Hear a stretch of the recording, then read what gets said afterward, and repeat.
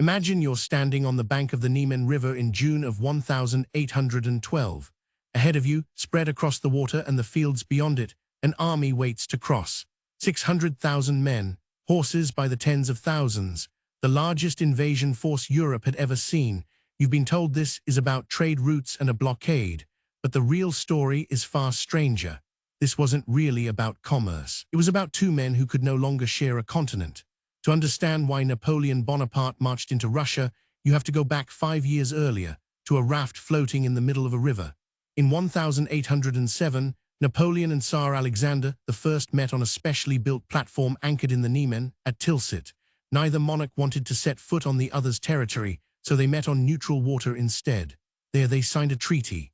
On paper, it made them allies. Napoleon got Russia's promise to join the continental system, his plan to strangle Britain economically by closing every European port to British goods. Alexander got peace and a vague promise of future glory. For a while, it worked. The two emperors exchanged warm letters. They called each other friend. Alexander even admired Napoleon, the commoner turned emperor of the French. But admiration is fragile when it's built on unequal ground. And underneath the friendship, something was already rotting. Here's what the history books rarely slow down on. The continental system was destroying the Russian economy. Britain was Russia's biggest trading partner, buying its timber, its grain, its hemp for naval rope. Cut off from British ships, Russian merchants were going bankrupt. Alexander's own nobles were furious. So by 1810, quietly, Russia reopened its ports to neutral shipping, which let British goods flow back in through the back door. Napoleon knew exactly what was happening, and he took it as a personal betrayal. But was it really about broken trade policy, or was it about something Napoleon could never quite tolerate? Because here's the twist most people miss. Napoleon had built his entire identity on being unstoppable. He had rewritten the map of Europe. He had placed his brothers on foreign thrones. He had defeated Austria, humiliated Prussia, and forced Russia itself to the negotiating table after crushing its army at Friedland in 1807. Alexander's quiet defiance wasn't just an economic problem.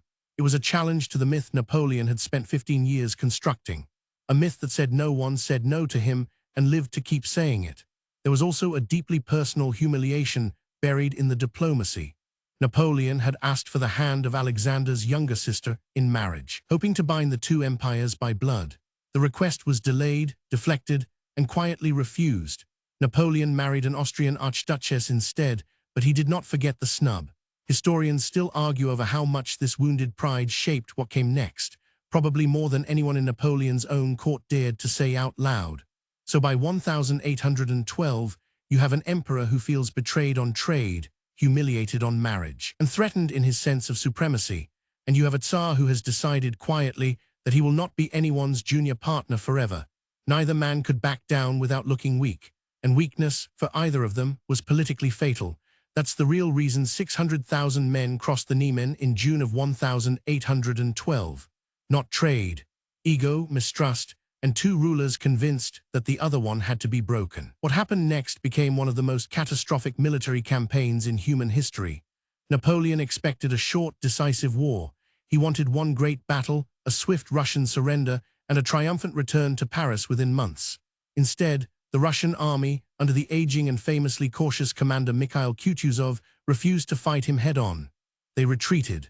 Again and again, they pulled back, burning crops, wells, and villages behind them, leaving Napoleon's army marching through scorched, empty land with nothing to eat and nothing to loot. Think about what that means for 600,000 men and their horses. No food from the countryside. Supply lines stretching back hundreds of miles through hostile territory. Summer heat turning the roads to choking dust. Men and animals were dying before a single major battle had even been fought. The one great battle finally came at Borodino in September, roughly 70 miles from Moscow. It remains, to this day, the single bloodiest day of the entire Napoleonic Wars. Somewhere between 70 and 80,000 men were killed or wounded in about 12 hours of fighting. Napoleon technically won the field. The Russians withdrew, but Kutuzov's army survived largely intact, and Napoleon's dream of one crushing, war-ending victory slipped through his fingers, soaked in blood, on a field outside a village most people had never heard of. A week later, Napoleon marched into Moscow expecting the Tsar to sue for peace. Instead, he found the city almost empty, and then it began to burn. Historians still debate whether Russian saboteurs deliberately set the fires or whether chaos and looting caused them, but within days, most of Moscow was ash. Napoleon sat in the Kremlin for over a month, waiting for a peace offer that never came. Alexander refused to negotiate. He understood something Napoleon didn't want to admit. Time itself had become Russia's weapon. By October, with winter closing in and no surrender in sight, Napoleon gave the order every soldier had been dreading: retreat. What followed was less a military withdrawal than a slow-motion collapse. General Armand de Caulaincourt, one of Napoleon's closest aides, rode beside him through the retreat and later wrote a memoir describing it in brutal detail. Horses collapsing and freezing mid-stride, men falling asleep in the snow and never waking up, soldiers so desperate for warmth that they huddled inside the still steaming bodies of dead horses. Temperatures plunged to nearly -30 degrees Celsius. Cossack cavalry harassed the retreating column at every turn, picking off stragglers who could no longer keep pace. Of the roughly 600,000 men who had crossed the Niemen with such confidence in June, historians estimate that fewer than 40,000 marched back out of Russia as an organized fighting force. Some estimates for total losses, including deaths, captures, and desertions across the whole campaign, run even higher. Entire regiments simply ceased to exist.